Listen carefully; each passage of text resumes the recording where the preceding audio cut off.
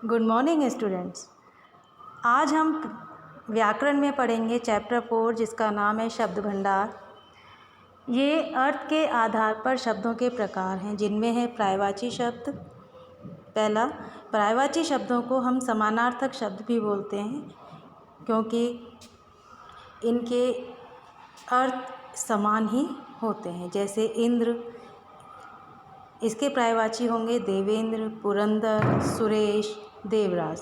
इन सब का एक ही अर्थ है कि वो इंद्र के ये सारे नाम हैं।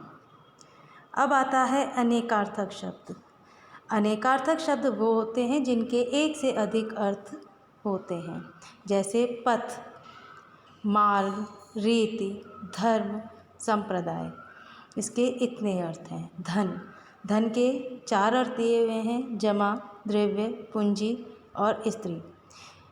बेटा पर्यायवाची शब्द में आपको पहले 15 शब्द लिखने हैं आकाश तक अपनी फेयर कॉपी में, और अनेकार्थक शब्द में भी आपको पहले 15 अनंत तक अपनी फेयर कॉपी में करने हैं। अब आता है एकार्थक प्रतीत होने वाले शब्द। ये शब्द ऐसे शब्द होते हैं जो एक दूसरे के समान प्रतीत होते हैं लेकिन इनके अर्थ अलग होते हैं। जैसे अमूल्य और बहुमूल्य। अमूल्य का अर्थ होता है जिस वस्तु के मूल्य को आंका न जा सके, और बहुमूल्य जिसकी कीमत बहुत अधिक हो। इसी तरह से अबला और दुर्बल। अबला कोई भी साधारण औरत, और दुर्बल कमज़ोर औरत। इसमें आपको पहले 10 करने हैं।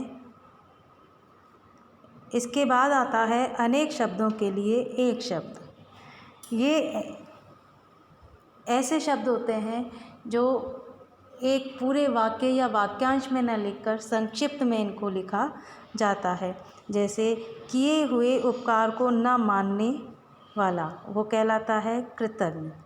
जिसका कोई शत्रु न हो, अजात शत्रु।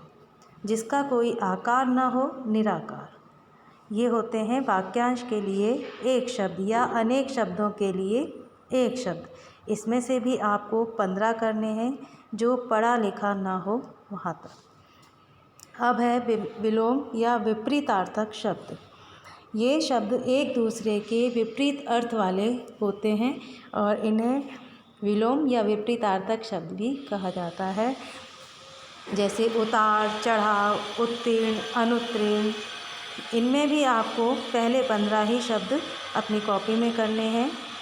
अब आता है समश्रुति भिन्नार्थक शब्द, जो सुनने में और पढ़ने में समान हो लेकिन उनका अर्थ अलग हो, वो कहलाता है समश्रुति भिन्नार्थक शब्द। जैसे कि हम ले सकते हैं अणु और अनु। अणु का अर्थ है सूक्ष्म कण और अणु का अर्थ है पीछे। अलसी और आलसी। अलसी का अर्थ है तीसी और आलसी का अर्थ है सुस्त। इसमें भी आपको 12 करने हैं। बेटा ये सभी आपको अपनी कॉपी में, फेयर कॉपी में करने हैं, और साथ में ये एक्सरसाइज आपको पेंसिल से फिल करनी है। और कल की क्लास में मैं आपको मैच करवाऊंगी, तब आप इसे पेन से फिल करेंगे। Thank you.